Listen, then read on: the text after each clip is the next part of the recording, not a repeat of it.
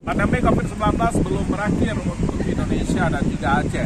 Tapi masyarakat Aceh pada momen yang kedua Ramadan ini di tengah pandemi COVID-19 kembali meriah. Anda bisa menyaksikan sejumlah masyarakat menikmati suasana megah, salah satu tradisi bagi masyarakat di Aceh.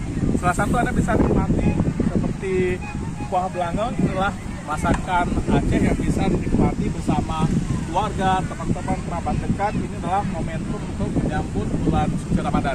Di sinilah salah satu pantai Penaga Permai yang berada di Kabupaten Naga Provinsi Aceh yang terus menjadi sebuah momentum untuk keluarga kebersamaan dalam hal menyambut bulan suci Ramadan. Dengan ada kebersamaan ini mungkin kalau berkunjung dari rumah ke rumah tidak mungkin. Akhirnya masyarakat Aceh melahirkan sebuah tradisi adat Aceh yaitu megang. Dan selain daripada kondisi gulai belangong dan juga beragam masakan seperti membakar ikan, teman-teman ada di sudut sana, dan hal ini adalah sebagai momentum untuk menyambutnya bulan suci Ramadan. Demikian dari Melabu Aceh, Dimas Wadi melaporkan.